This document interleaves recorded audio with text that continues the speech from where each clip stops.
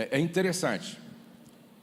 Faz 40 anos que eu ministro a palavra e a cada PDP, quando chega o momento de eu ministrar, no dia antecedente, a impressão que eu tenho é que eu vou ministrar pela primeira vez. Ontem eu fui dormir, acho que 2h30 da manhã. E aí eu preparei um slide bem bonito, muito interessante, sobre a pirâmide de sucesso ministerial. E quando eu estava terminando, o Espírito Santo falou: mas não é isso que eu quero que você fale.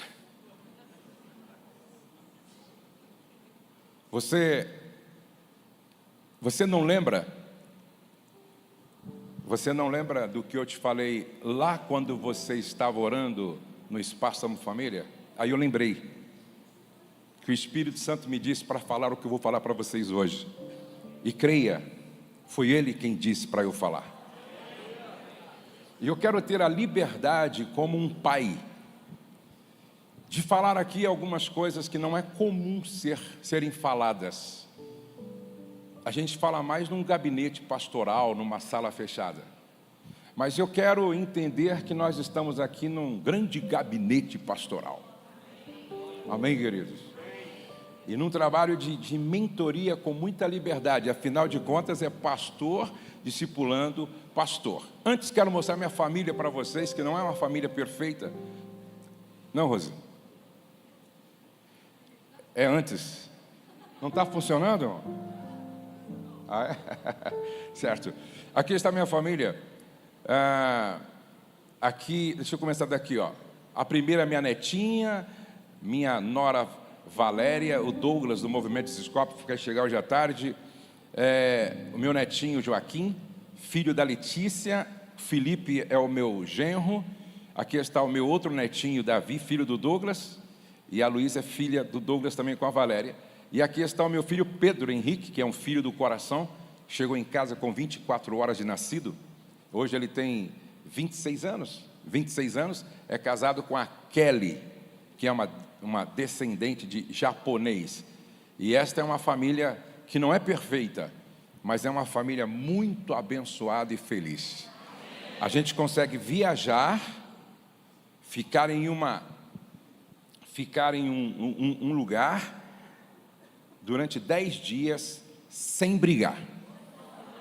Isso é um milagre. Isso é um milagre. Próximo, por favor. Nós temos uma casa de restauração de casamentos. Do ano de 2003, na inauguração, a 2023, nós recebemos 3.600 casais. Nós atendemos 3.600 casais. 20% destes casais são pastores. Eu quero que vocês entendam o porquê. 20% dos casais que passam pela nossa casa de restauração de casamentos são pastores.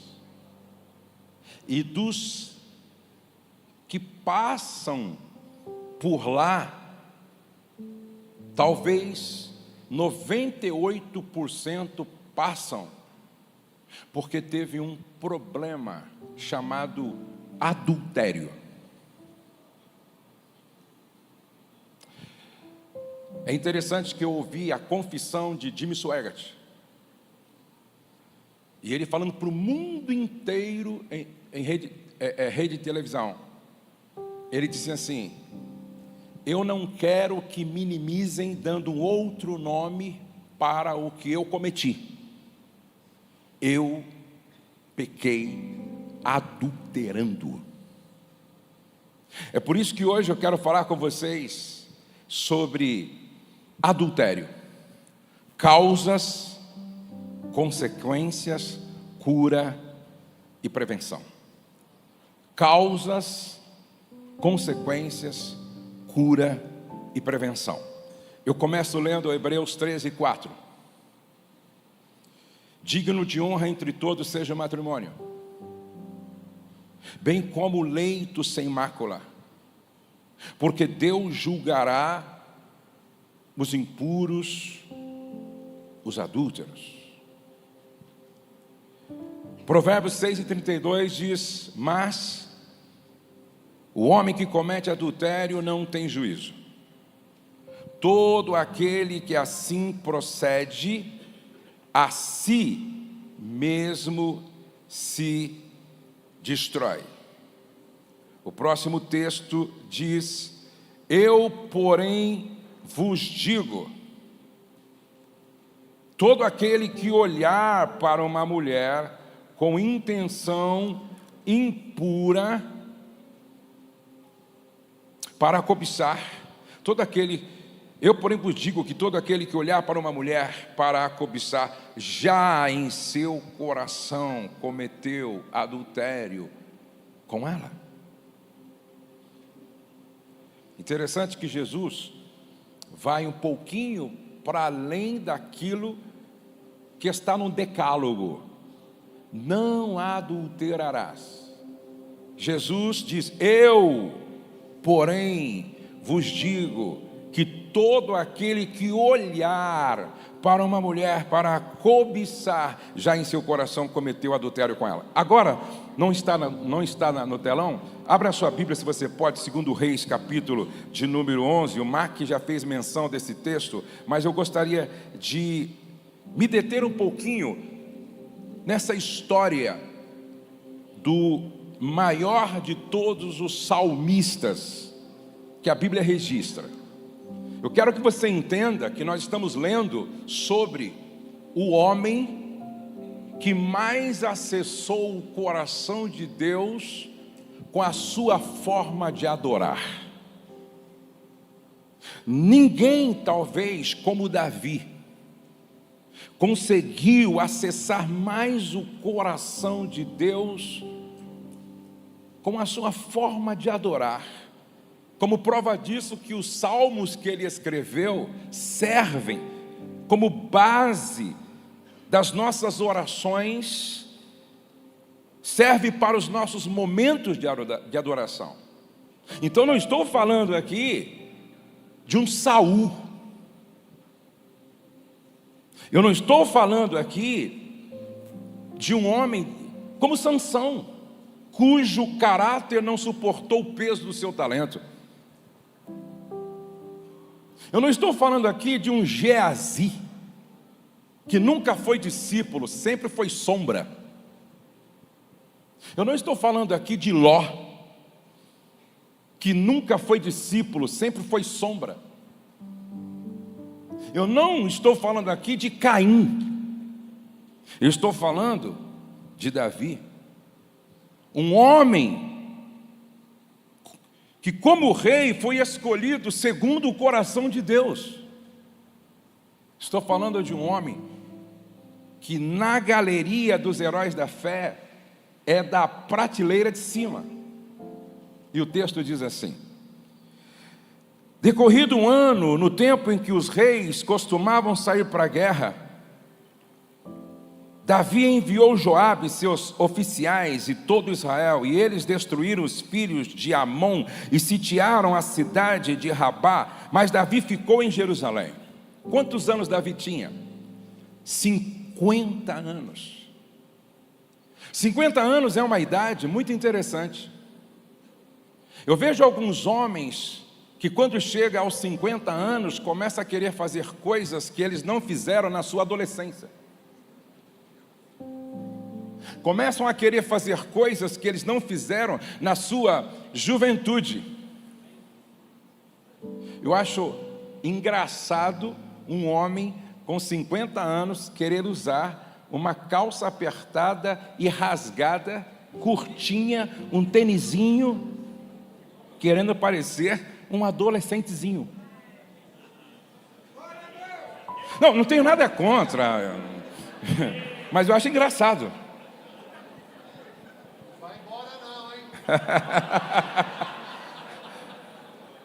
Davi está com 50 anos.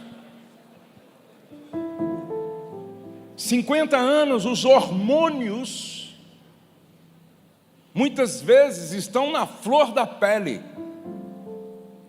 50 anos é aquele momento da vida onde você já muitas vezes conquistou resultados extraordinários.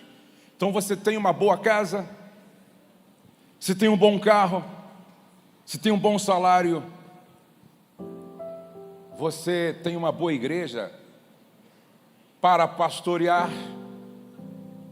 você está cuidando de repente um pouco melhor da sua saúde, você olha no espelho e você se acha o cara. E de repente sua esposa começa a não ser mais suficiente, porque você entende que pelos resultados você merece mais. Isso é um perigo. Sabe quantas esposas Davi tinha? 10 legítimas. 50 anos. Davi já contabilizava resultados que fazia dele um homem extraordinário, aplaudidíssimo. Mas ele não conseguiu discernir o tempo. A Bíblia diz que há tempo para todo propósito debaixo do céu. Neste caso, há tempo de estar na guerra e há tempo de estar no palácio. Há tempo de estar no palácio e há tempo de estar na guerra. Quando é para estar na guerra e você fica no palácio, vai dar ruim. E quando é para você estar no palácio e você vai para a guerra, vai dar ruim. Porque Davi, ele está no palácio, mas estar no palácio não significa que ele estava errado. Não significa que ele estava errado. Porque todos nós precisamos sim estar em casa. A casa precisa ser o nosso recôndito, o nosso refúgio para as pressões e tensões da vida. A nossa mesa precisa ser o centro das emoções do lar. O nosso quarto precisa ser o lugar onde geramos memórias positivas que nos lembra devocionalidade, nos lembra descanso, nos lembra plenitude orgástica ou orgasmo. Nós precisamos estar em casa. Agora, quando eu deveria estar na guerra, eu transfiro responsabilidade para ficar em casa, significa que eu estou em casa na hora errada. Deixa eu dizer uma coisa para você.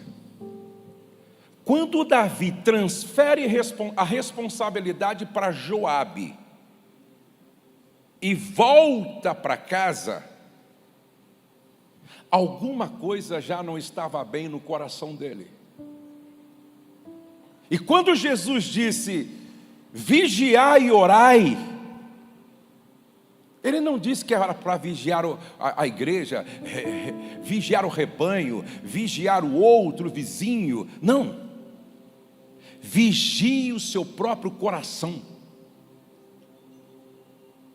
Vigie os seus próprios pensamentos. Nós deveríamos todos os dias acordar fazendo a oração de Davi, que depois ele escreve. Nós deveríamos todos os dias orar dizendo, sonda-me, ó Deus, e vê se não há em mim algum caminho mau sendo construído na direção do inferno. Às vezes, nós nos esquecemos de um detalhe. O tesouro que nós carregamos é de um valor incalculável, mas o vaso é de barro. E nunca se esqueça de que apesar de estarmos sendo usados por Deus para acessar seu coração através de salmos extraordinários. Nunca se esqueça que o vaso é de barro. E me impressiona quando eu olho para Paulo escrevendo a sua carta aos Romanos, que ele não tem medo de falar da sua vulnerabilidade, apesar de ser quem era ela.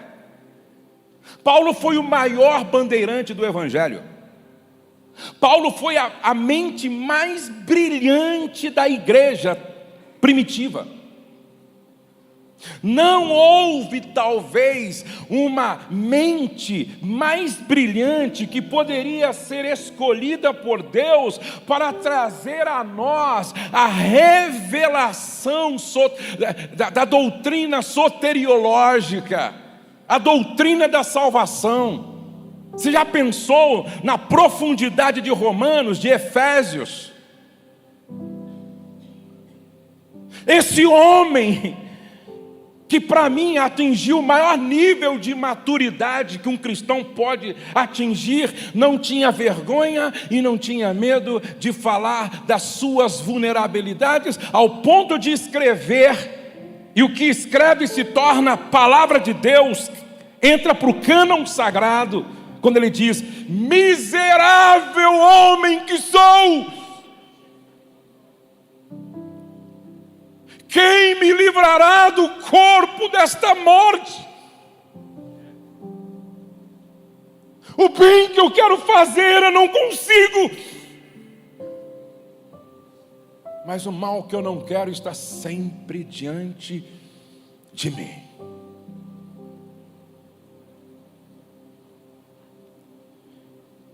É um perigo quando nós, pastores, começamos a nos esconder atrás de uma capa de super-homem.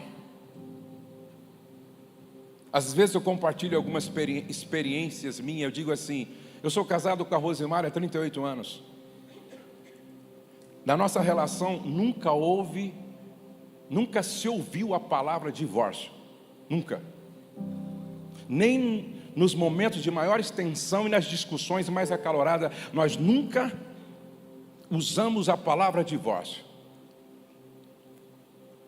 Eu nunca chamei minha esposa de boba, de besta, de idiota, de anta, de vaca, nunca. Eu nunca fiquei sem dormir na nossa cama porque brigamos, nunca. Talvez você olhe para mim e diz: esse vaso não é de barro. Fica comigo até o final, que eu vou te mostrar um pouquinho da minha vulnerabilidade. Davi se esqueceu que por mais adorador que você seja,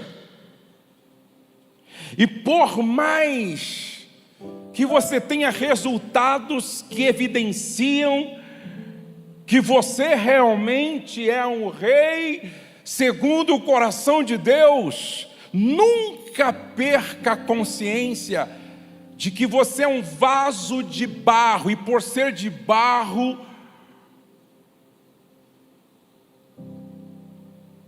não pense que é possível brincar com o pecado e sair ileso. Flertar com o pecado e sair ileso. Sansão, de tanto brincar, de se deixar amarrar, um dia amarrado ele ficou.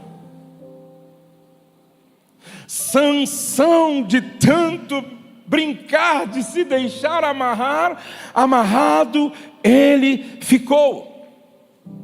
E o texto diz, verso 2: uma tarde, Davi se levantou do seu leito, depois do almoço, tirou uma soneca e andava passeando no terraço do palácio real. Dali viu uma mulher que estava tomando banho. Ela era muito bonita. Uma cena de filme pornográfico. Olhe para cá, pastor. Tudo que o diabo quer é juntar hormônio com demônio.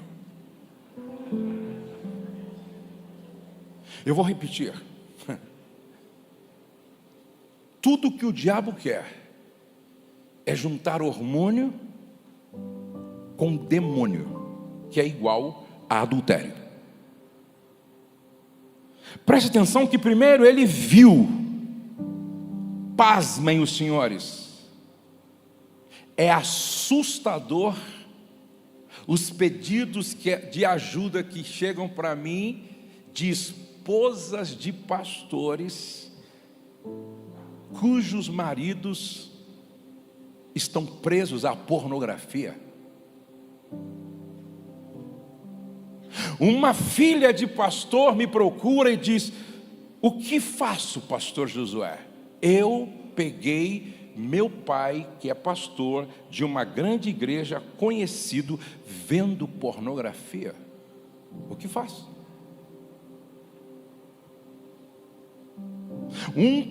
Uma esposa me disse: meu marido não se relaciona sexualmente comigo e prefere masturbar, porque ele me disse que é mais fácil e mais prático. Sem juízo, sem noção. Davi, ele não guardou os seus olhos. Os nossos olhos são as portas de acesso para a nossa alma. Os nossos olhos são as portas de acesso para a nossa alma.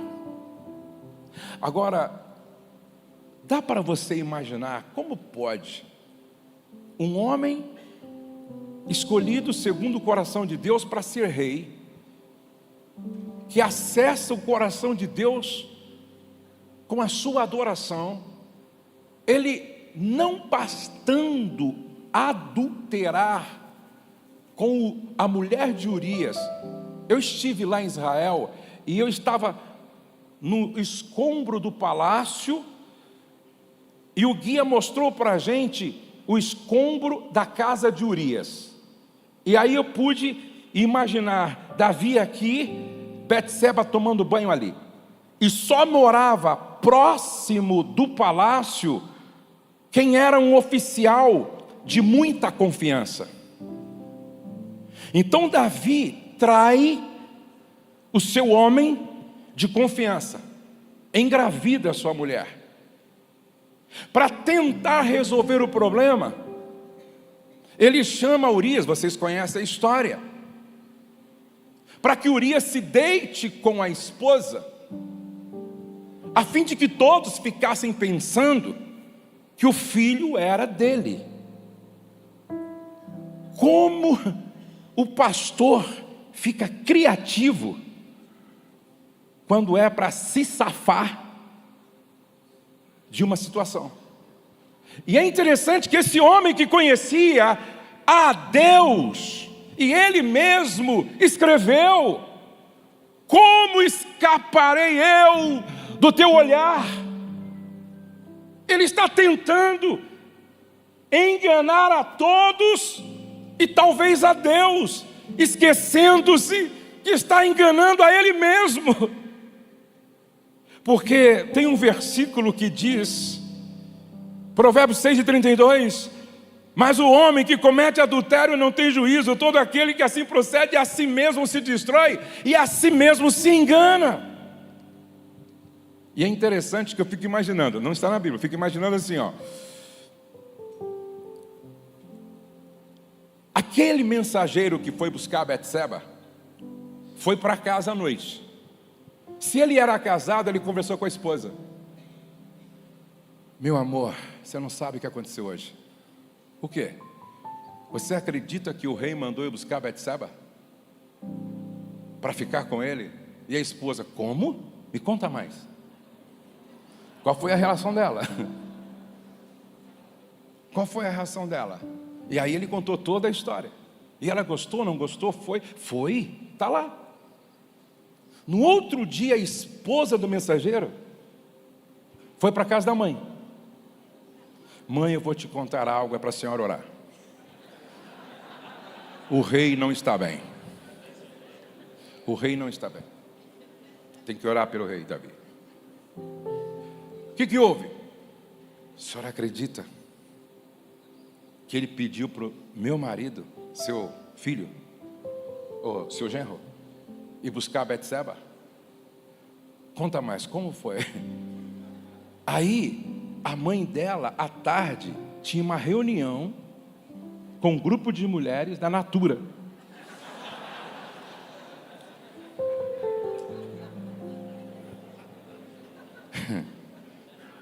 Aquela fofoca em nome da oração.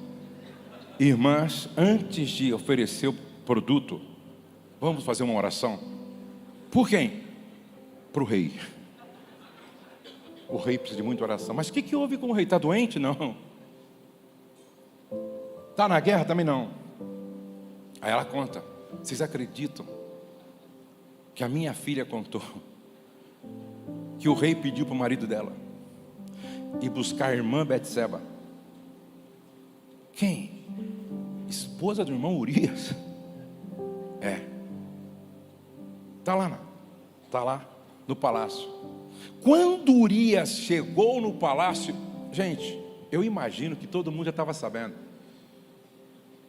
Talvez alguém tenha dito para Urias: não vai para casa. O rei pegou sua mulher. Porque Urias não vai para casa, nem bêbado.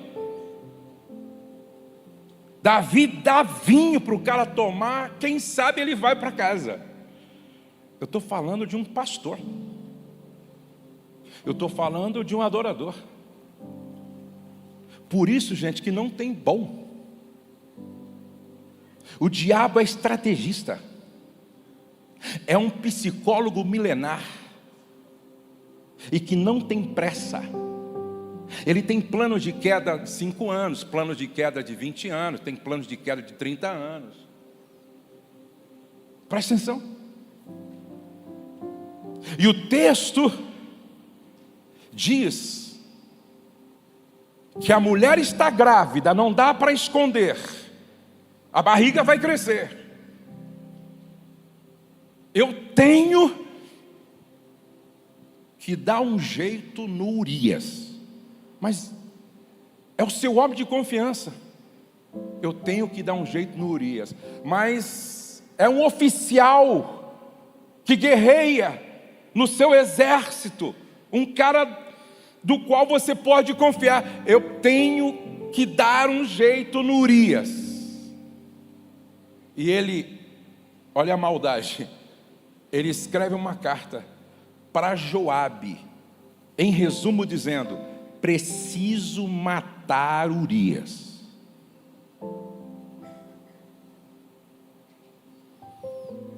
Coloca ele na frente da batalha, para que a espada dos amonitas o alcance. Eu preciso matar Urias. Olhem para cá, por favor. A sua submissão à sua liderança não pode ser burra. A sua submissão ao seu líder não pode ser cega. Quando é questão de vida ou morte, questione. As parteiras não se submeteram a Faraó. Isso aqui não é uma questão simples. Isso aqui tem a ver com vida ou morte. Tem peso de eternidade. Misael, Ananias e Azarias não se submeteram a Nabucodonosor. Se a questão é de vida ou morte, pode ser o pastor presidente, pode ser o presidente da convenção nacional, pode ser o vice-deus. Por que matar Urias? Qual foi o erro de Urias? Você é meu líder, te respeito, Mas a minha submissão não é cega. A minha submissão não é burra. Eu não sou marionete. Eu tenho bom senso. Você sabe o que é falta de bom senso? É quando todos os sensores estão queimados. Joabe deveria pelo menos questionar: Davi, você é meu líder, você é o meu pastor sênior, você está sobre mim, mas eu não posso matar um homem de confiança. Eu conheço Urias. Eu conheço Urias. Urias é um dos nossos oficiais. Davi, por que você precisa eliminar Urias? Deus está falando com pessoas aqui que estão cumprindo ordem que não deveriam estar cumprindo. Os fins não justificam os meios. Se o fim é santo, os meios têm que ser santo também. Será que eu estou sendo claro? Se eu estou sendo claro, diga amém. Urias não Joabe não questiona, não pergunta, não pondera, simplesmente faz o que o rei manda.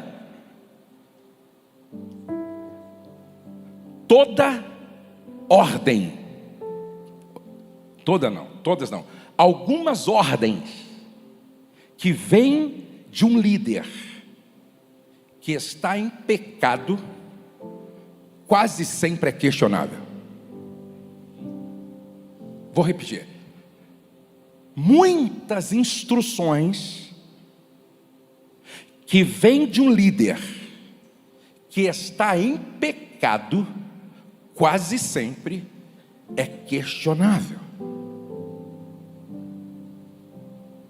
Há momentos que a gente tem que marcar um encontro com o líder, entrar no gabinete dele, pedir para fechar a porta, olhar nos olhos dele e dizer: olha, te amo, você é meu pastor, te respeito, você me levou ao ministério, você é uma inspiração em relação a isso, mas por que você está mandando eu fazer isto?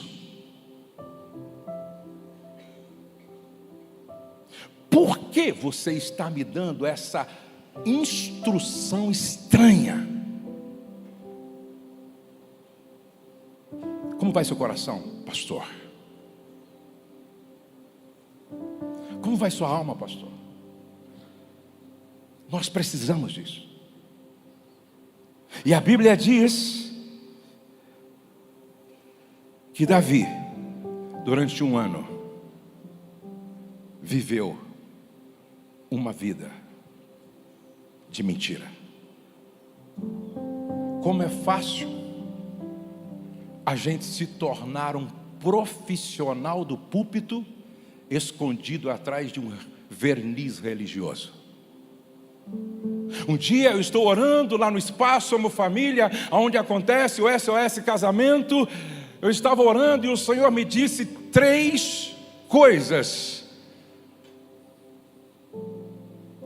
E uma delas foi: cuidado para não se tornar um profissional da religião. A gente aprende a pregar. A gente aprende a arte da comunicação. A gente aprende a contar a história certa, na hora certa. A gente aprende a emocionar. A gente aprende a motivar, a levar o povo a aplaudir. A gente aprende. O único cuidado que a gente precisa ter é para não receber uma carta com o Supremo Pastor dizendo o seguinte: você prega bem, você é um bom gestor, Você é ovacionado quando chega. Sua reputação está lá em cima, porque reputação é o que as pessoas pensam que você é. Tenho, porém, contra você, que você não é nem morno e nem frio. Você não é nem quente nem frio. Você é morno. Sabe como eu estou com você? A ponto de te vomitar da minha presença. Você bate no peito porque tem uma boa igreja. Você bate no peito porque tem recurso. Você bate no peito pelos seus resultados. Você bate no peito dizendo: rico sou, estou enriquecido e de nada tenho falta. Sabe como eu te vejo? Eu te vejo como um miserável, pobre, cego e nu. Esse era o momento de Davi. Se Davi perguntasse para Deus: Deus, como o Senhor está me vendo neste momento? Deus diria: como pobre, cego, miserável, desgraçado e nu.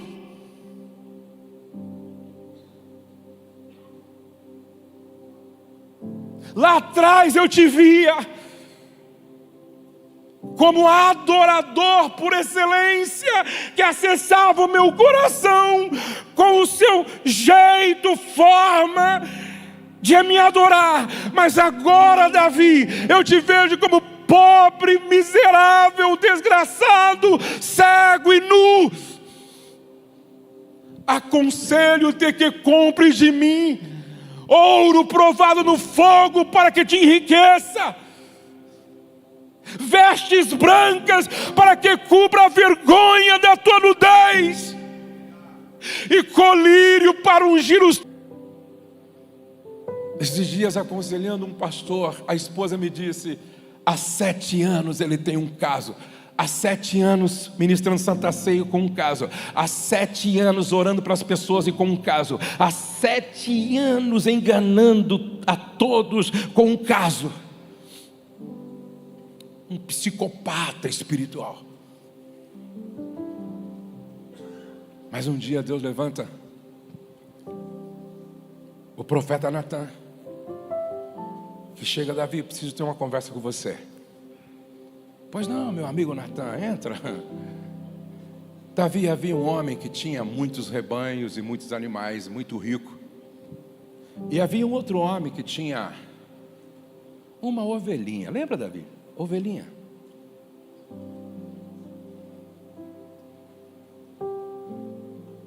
Deus quer trazer a consciência de rei para a consciência de pastor. A consciência de um gestor para a consciência de um pastor. A consciência de um herói das guerras.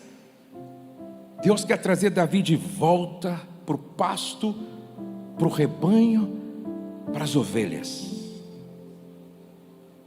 E diz, o Natan diz: esse homem só tinha uma cordeirinha que tratava como filha. Chega um viajante. Cuidado com o viajante, ele continua chegando. Cuidado com o viajante, continua frequentando a igreja. Cuidado com o viajante, porque ele continua vindo travestido de gente boa. O viajante estava com fome e o homem rico, em vez de pegar um animal do seu rebanho, pega a única ovelhinha que o pobre homem tinha e que tratava como filha. Mata, faz um churrasco para servir ao viajante. Davi foi se enchendo de ira, foi ficando irado, e quando termina a história, Davi diz: esse homem é impiedoso, insensível. Esse homem é sem misericórdia, sem compaixão, sem noção. Esse homem tem que morrer. E o Natan diz: então, esse homem é você. Você declarou sua própria sentença. Esse homem é você. E Davi diz: pequei contra o Senhor. Passa para mim esse texto. Aí começa uma conversa séria do profeta com Davi. Por que você desprezou a palavra do Senhor, fazendo o que ele reprova? Você matou Urias, o hitita, com a espada dos amonitas e ficou com a mulher dele. Por isso a espada nunca se afastará de sua família. Pois você me desprezou e tomou a mulher de Urias. Percebe como Deus insiste, repete, perturba. Mulher de Urias, mulher de Urias, mulher de Urias, mulher de Urias. O hitita para ser sua mulher. Próximo. Assim diz o Senhor: de sua própria família trarei desgraça sobre você. Tomarei as suas mulheres dos seus próprios olhos, diante dos seus próprios olhos, e as darei a outro. E ele se deitará com elas em plena luz do dia. O próprio Absalão toma o poder, Davi foge, ele monta uma tenda na varanda do palácio e possui as 10 mulheres do pai. Ele planta um adultério e colhe 10 dentro da sua própria casa. Então Davi disse a Natan: pequei contra o Senhor. E Natan respondeu: o Senhor perdoa o seu pecado. Você não morrerá. Guarde isso com você. A graça não anula a colheita daquilo que plantamos. O perdão não cancela a colheita daquilo que pecamos. Eu apenas vou ler. Eu não tenho tempo para expor tudo. A gente vai ler apenas até chegar ao ponto onde que eu quero refletir um pouquinho com vocês. 7 possíveis causas não neuróticas do adultério. Primeiro, insatisfação sexual no casamento, que pode levar à busca de compensação. O lugar mais perigoso para um pastor insatisfeito sexualmente se chama gabinete pastoral. A Bíblia diz em Provérbios 5:15: bebe a água da tua própria cisterna e das correntes do teu poço. Um pastor insatisfeito pode ter sérios problemas. Por quê? Provérbios 27:7, que a alma farta pisa o favo de mel, mas para a alma faminta todo amargo é doce. A perda de atração pelo companheiro, o desejo sexual vai ficando reprimido e as fantasias vão se multiplicando até levar ao adultério. Dando um pulão, a excessiva absorção no trabalho, que pode produzir no outro uma sensação de rejeição e abandono. Trabalho é bom, em excesso rouba-nos de Deus, de nós mesmos, do cônjuge e da família. Então cuidado mesmo. 4, o tédio que vem da repetição da rotina e que gera indiferença sexual e emocional. 5, extensos períodos de ausência. A pressão do estar longe de casa durante longos períodos de tempo pode ser esmagadora. 7, doenças físicas de vários tipos ou gestações sucessivas. 8, ausência de temor a Deus. Toda pessoa que um dia decidiu quebrar a aliança com o cônjuge estava longe de Deus, como Davi. 7 causas neuróticas do adultério: os mimados, os narcisistas, os fujões, os imaturos, os inseguros, os vazios, os vingativos. As 7 feridas do adultério. O adultério leva o homem à marginalização espiritual. Davi vê os filhos errando e há um silêncio na sua postura de pai. Alguns dizem que ele estava enfraquecido por causa do seu pecado que afetou sua moral. O adultério perturba emocionalmente o casamento. O adultério endemoniza a cama do casal. O adultério desprotege sexualmente a vida dos filhos. O adultério de um expõe o outro cônjuge vítima da traição na mesma situação. O adultério afeta diretamente a vida financeira da família. O adultério implica também no princípio ativo do escândalo e da decepção. Dando um pulão, a cura, o processo básico para o tratamento das feridas começa com uma confissão sincera. O que encobre as suas transgressões nunca prosperará, mas os que as confessam e deixam alcançam a misericórdia. Quando não se confessa, isso funciona como uma arma dormente enterrada, está lá, a qualquer hora explode. O diabo sabe a hora de ativar isso na vida da pessoa. Mas se andarmos na luz, como na luz está, temos comunhão uns com os outros, e o sangue de Jesus Cristo, seu Filho, nos purifica de todo o pecado. Dando um pulão, esta confissão sincera precisa ser sustentada por um legítimo compromisso de mudança. É preciso haver liberação de perdão do cônjuge traído. Aquele que confessou deve dar um tempo para o cônjuge traído digerir o golpe. Os dois devem ter consciência de que o processo de perdoar a pessoa com quem o cônjuge se envolveu é doloroso. O processo de reconstruir a confiança perdida é a parte mais difícil. E eu quero parar um pouquinho aqui. Líder, levante cercas de proteção em torno da sua vida conjugal, familiar e ministerial. Primeira cerca de proteção: peça ajuda sempre que for necessário. Peça ajuda sempre que for necessário. Se Davi tivesse dado um grito para Natã, assim que ele tivesse ficado perturbado com o que ele viu, se ele tivesse chamado Natã e dito: Natã, eu estou longe de Deus, deveria estar na guerra, estou em casa. Betseba entrou na minha cabeça, eu estou perturbado, me ajuda, eu não posso pecar contra Deus.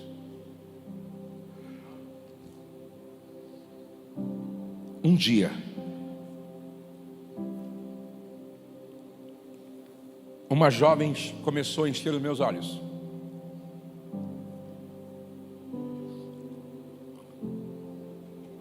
De repente eu me pego me vestindo, pensando naquela jovem. De repente, aquela jovem começou a frequentar a minha mente.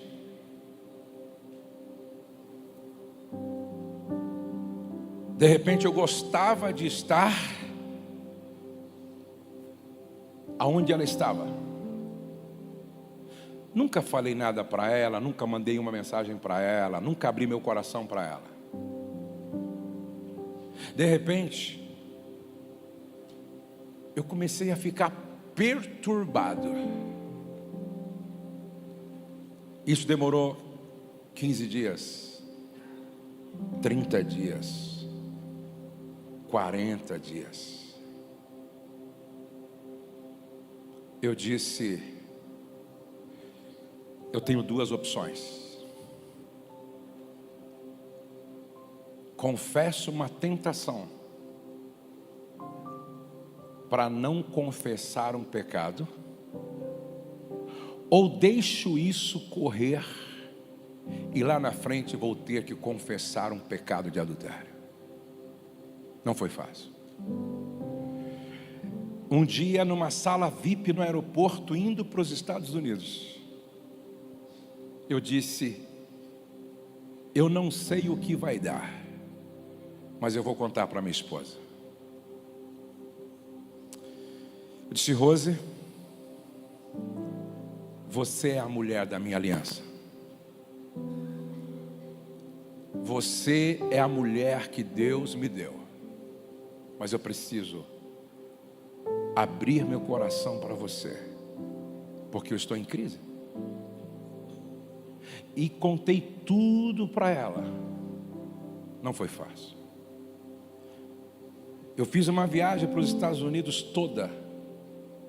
A Rose chorando e eu chorando. A Rose chorando, frustrada, decepcionada. E eu chorando de vergonha. Oramos juntos. Na volta, ela procurou a mentora dela. E as duas se juntaram. Enquadraram a moça. Se eu devesse, irmão, estava frito.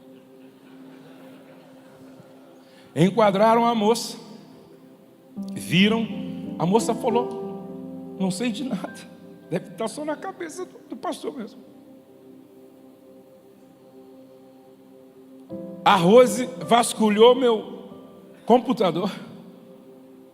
A Rose vasculhou meu celular para ver se encontrava alguma coisa. Não encontrou nada. E ela entendeu que realmente estava no nível da tentação. Foram 2 meses de choro, de oração, de arrependimento. Um arrependimento, gente, que não se manifesta através da dor da vergonha. Não foi arrependimento. Tem pastor que diz que se arrependeu, mas vive como se nada tivesse acontecido no dia posterior.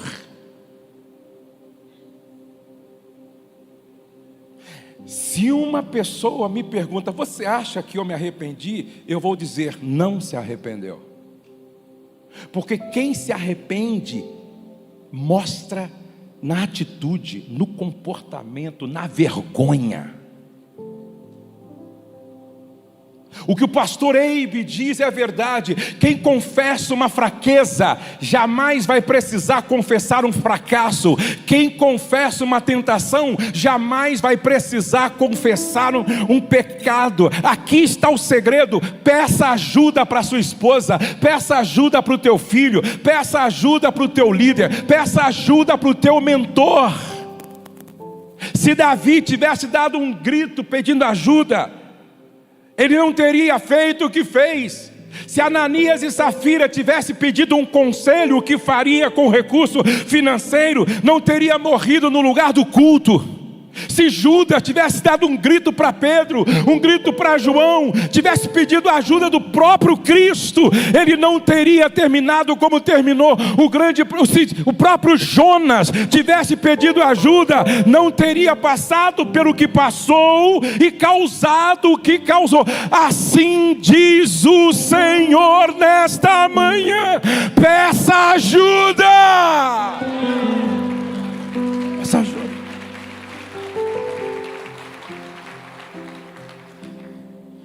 Segundo muro de proteção: viva de acordo com um código de integridade.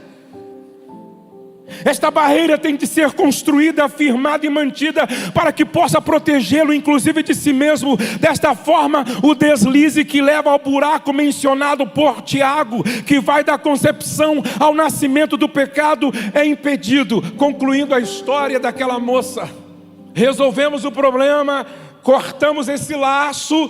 E eu e a minha esposa fizemos um propósito de, a partir dali, viver de forma mais sábia, mais inteligente e mais prudente. Minha esposa fechou as brechas que tinha a ver com ela, eu fechei as brechas que tinha a ver comigo. Isso faz mais de 20, 25 anos, nunca mais se repetiu, porque reincidência já é safadeza.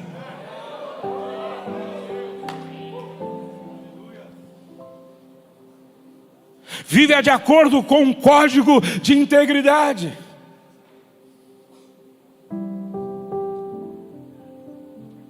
Tenha a quem prestar contas. Pastorzão, se você não presta contas para ninguém, lição de casa: se coloque debaixo de uma autoridade. Uma vida não supervisionada não é vivida com responsabilidade. Eu vou repetir: uma vida não supervisionada não é vivida com responsabilidade. Você precisa ter na sua igreja conselho fiscal. Você precisa ter na igreja pessoas que, se for necessário, te cobra, te questiona, te pergunta. Às vezes pastoras me procuram dizendo: pastor, me ajuda, meu marido está fazendo isso. Eu digo: conversa com quem é autoridade sobre a vida dele, conversa com o pastor dele, conversa com o mentor dele. Não, pastor, é ele primeiro, segundo ele, terceiro ele. Ele não tem ninguém sobre ele, um conselho, uma diretoria, ele não tem um mentor, ele não tem ninguém. É uma questão de tempo. Vai ter problema. Sansão fracassou como homem de Deus porque escolheu andar sozinho. Na Bíblia somos convidados por Deus a exortar e edificar uns aos outros, a aconselhar uns aos outros, considerar uns aos outros para incentivar o amor e as boas obras, encorajar uns aos outros todos os dias, de modo que ninguém seja endurecido pelo engano do pecado, confessar os pecados uns aos outros e orar uns pelos outros, restaurar uns aos outros quando alguém tropeçar e cair. A história nos mostra a importância de relacionamento, de mutualidade e prestação de contas. O evangelista John Wesley criou um plano de prestação de contas e mutualidade que incluía 4 perguntas para os pequenos grupos. Um fazia para o outro assim, ó: quais os pecados que você cometeu desde o nosso último encontro? Quais as tentações que você enfrentou? Como você conseguiu livrar-se delas? O que você pensou, falou ou fez sobre o qual tenha dúvida se é pecado ou não? Você acaba de mentir em alguma dessas respostas? 4ª barreira: cultive uma aliança com um companheiro de oração. Cultive uma aliança com um companheiro de oração. Com quem que você se encontra de vez em quando para orar? Qual é o pastor? Pastor Mark me apresentou vários pastores aqui, falando sobre tempo que eles têm de comunhão, de mesa, de estar juntos. Eu acho lindo quando eu vejo 2 pastores se encontrando para orar. Para orar. Cultive uma aliança com um companheiro de oração. Paulo e Silas oravam na prisão. Pedro e João subiam ao templo na hora da oração. Jesus, Pedro, Tiago e João subiam ao monte para orar.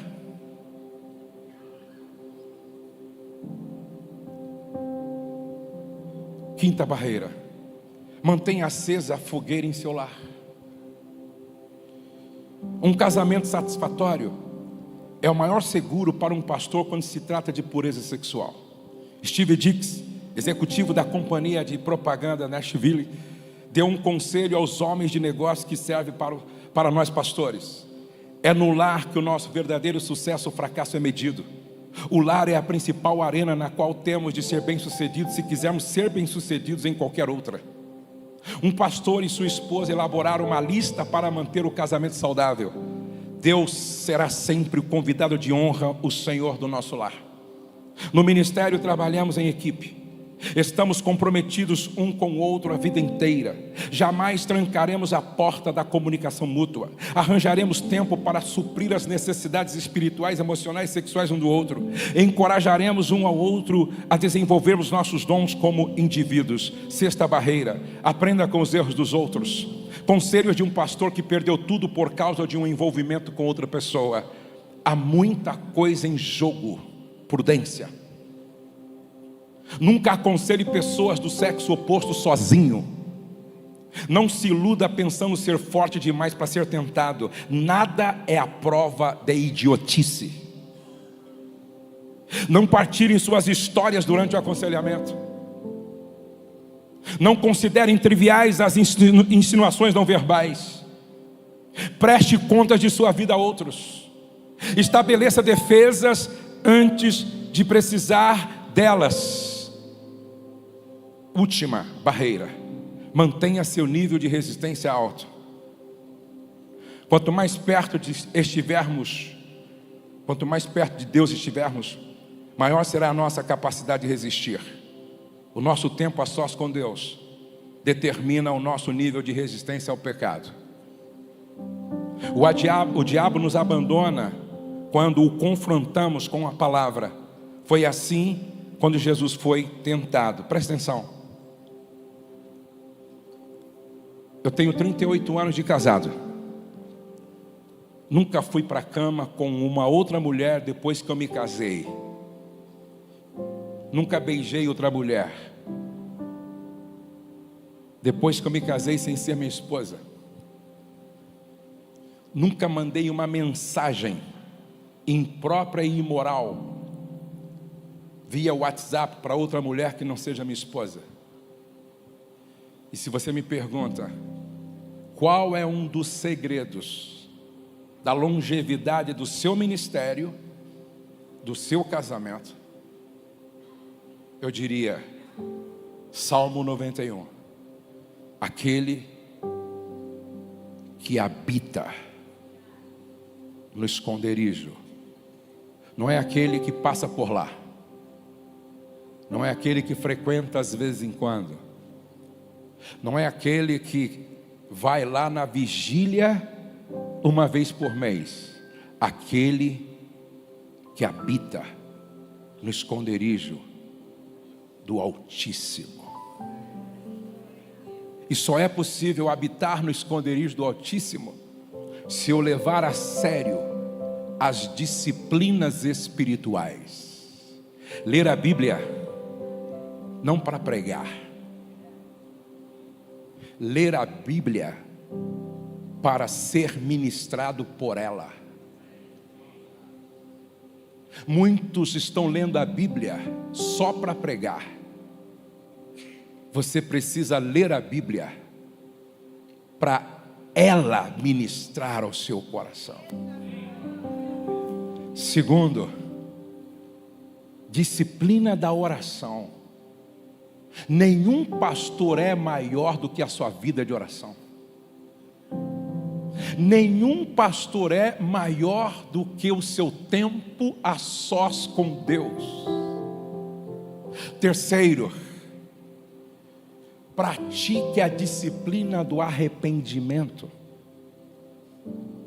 Nós não podemos perder a sensibilidade em relação ao pecado. Pelo contrário, nós vamos fazendo pequenas concessões e, como cupim, esses pecados de estimação vão corroendo o nosso ser até haver uma implosão do ministério, da família, do casamento, de tudo. A disciplina do arrependimento. A disciplina da generosidade.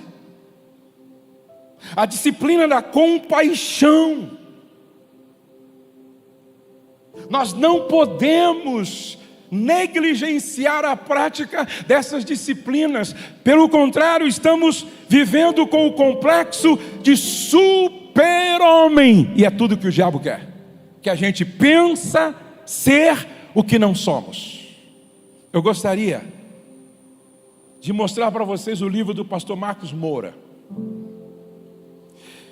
Esse livro aqui, primeiro de tudo, você precisa ler. E depois o pastor Marcos autoriza você a ministrar na sua igreja. O desafio de se expor. Depois que você ler esse livro,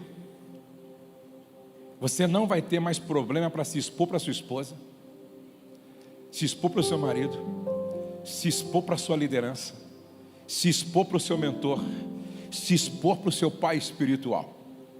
Essa é uma palavra que toda vez que o pastor Marcos ministra, todo mundo sai querendo se expor para ser curado. Eu gosto, não é um livro rápido de ler, mas é tremendo. Aí, outro dia, uma irmã leu várias vezes, porque ela queria que isso entrasse dentro dela, para ela ministrar na igreja, e foi extraordinário. E eu termino para orar com vocês agora, contando uma história que um pastor me contou na porta do hotel, e eu percebi a intenção dele, dizendo para mim: nunca se esqueça dessa história. Uma igreja tão bonita quanto essa, o pastor vivendo o melhor momento como Davi com 50 anos. Um dia, o viajante chegou, travestido em uma mulher simpática, bonita, como Betseba. Passou a sentar nas primeiras cadeiras e estrategicamente, inteligentemente, ela disse: para alcançar o pastor, primeiro eu tenho que ser amiga da esposa dele. E ela se torna muito amiga da esposa do pastor. E de tanta conexão com a esposa, ela passa agora a mirar o pastor. E ela desenvolve uma relação com o pastor.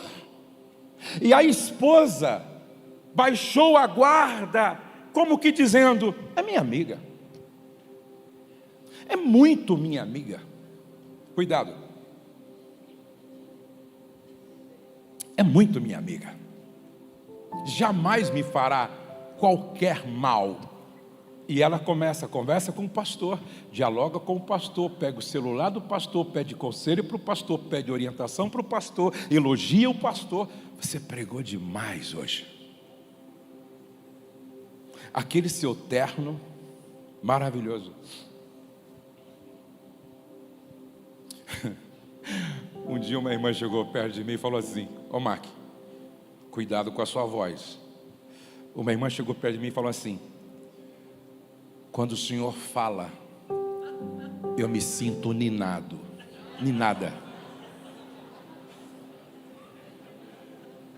Eu disse: sai dela, Satanás.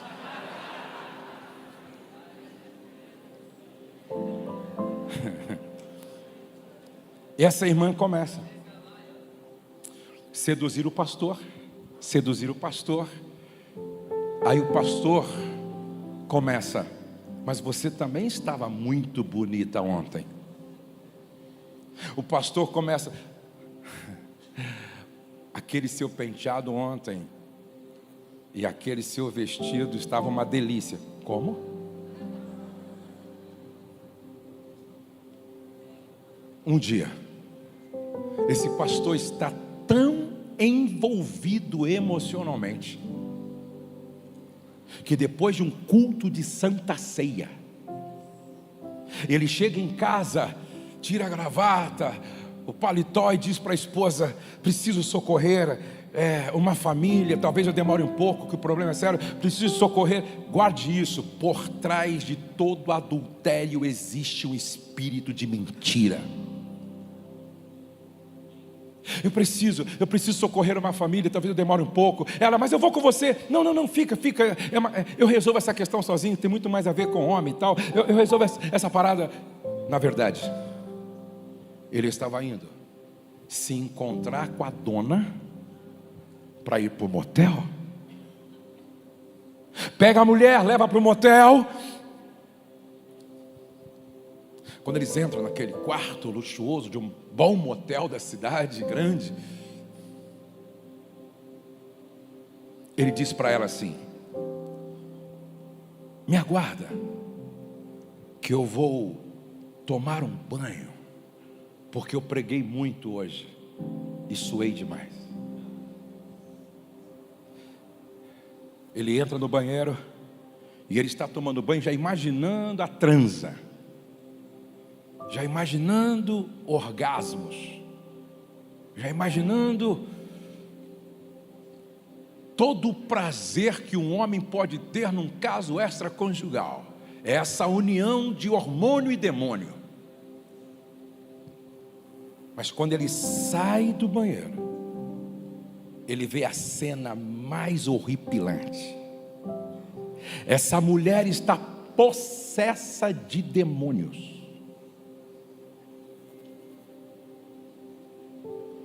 Ajoelhada de 4, com uma expressão horrível, com voz de homem, com os olhos esbugalhados, olha para ele e dá uma gargalhada horripilante. Hoje eu te peguei. Estou destruindo você. Estou destruindo o seu casamento. Estou destruindo sua família. Estou implodindo a sua igreja. Esse homem entra em desespero, coloca a roupa que deu para colocar, abre a porta, sai correndo, feito um doido. Conta a história. Isso não é parábola. Quem me contou foi um homem de Deus sério. Ele disse: Josué, esse homem não foi para casa, ele sumiu. 5 anos depois, alguém o encontra, vestido de mendigo, pedindo esmola.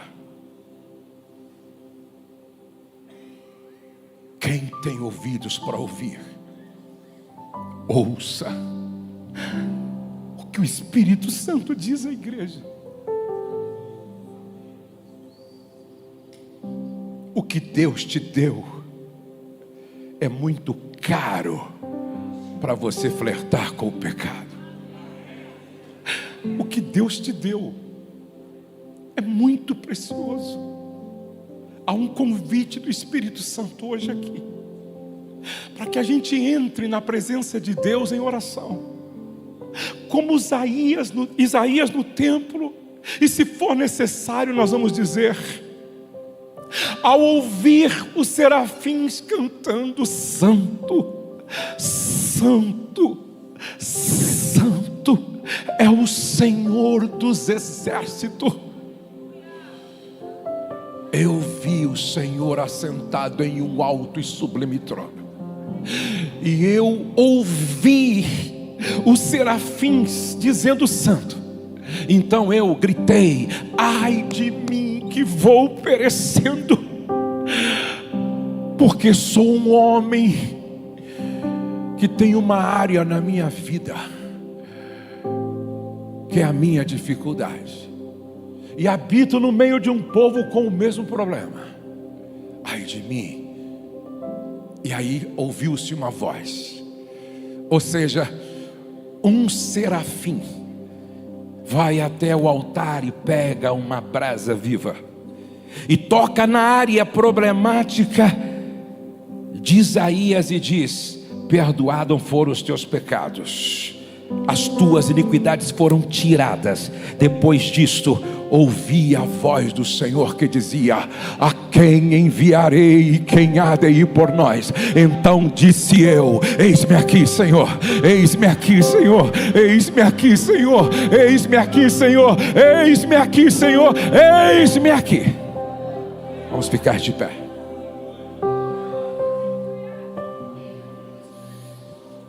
Se essa palavra falou com você, e você quer vir aqui na frente para orar comigo, dizendo: Senhor, nunca deixe faltar temor no meu coração. Saia do seu lugar. Se você quer vir aqui na frente orar comigo e dizer: Senhor, se aconteceu com Davi, ajuda eu a guardar meu coração. Se aconteceu com Davi,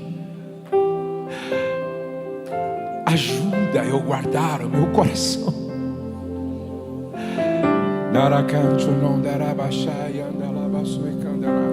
Sonda-me, Senhor, e me conheces. Quebranta o meu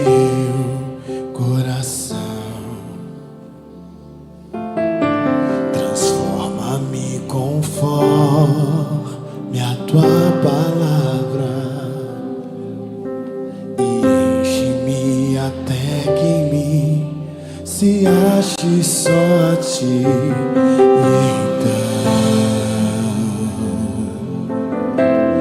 Então usa-me, Senhor,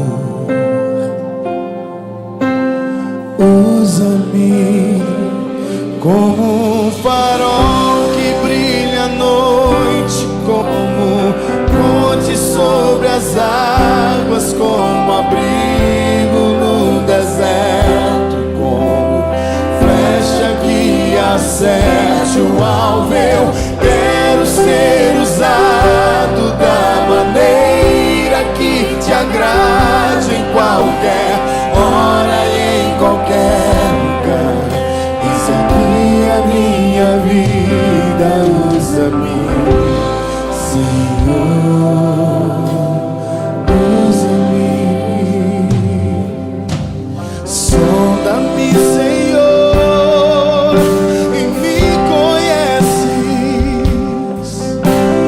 Quebranta o meu coração, transforma-me conforme a tua palavra e enche-me até que em mim se ache só de. E então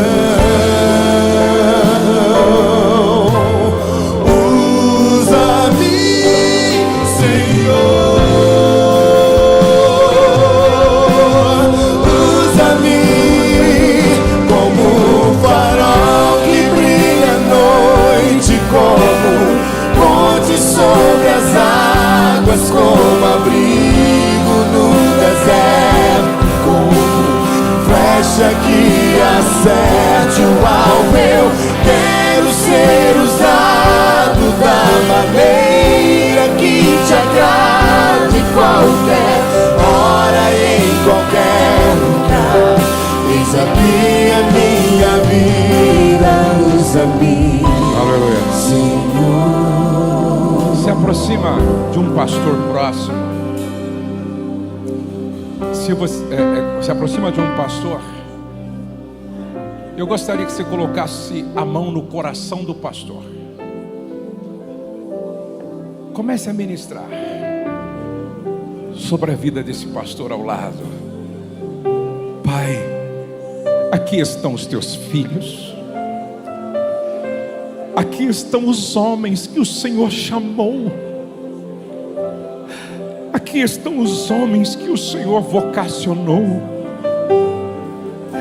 Aqui estão os homens que o Senhor enviou. Aqui estão os homens que o Senhor levantou. Nós nos rendemos diante da tua soberania. Nós nos rendemos diante da tua santidade. Nós nos rendemos diante da tua grandeza. Sonda o nosso coração nesta manhã. Vê se há em nós algum caminho mau. Aplica em nós o poder do sangue de Jesus vertido na cruz do Calvário. Liberta-nos nas áreas que nós precisamos de libertação. Corrige-nos nas áreas que nós precisamos de correção. Nós estamos aqui na tua presença, como Isaías naquele dia no templo, que ouviu os serafins te adorando, te glorificando, dizendo: Santo, Santo, Santo, Santo é o Senhor dos exércitos. Vem Espírito Santo, vem Espírito Santo, vem Espírito Santo, vem Espírito Santo, vem Espírito Santo. Ministra, liberta, restaura, toma as nossas vidas, enche-nos até transbordar. Gere em nós temor pela tua palavra. tua palavra. Vivifica-nos todos os dias com a tua palavra. No nome de Jesus.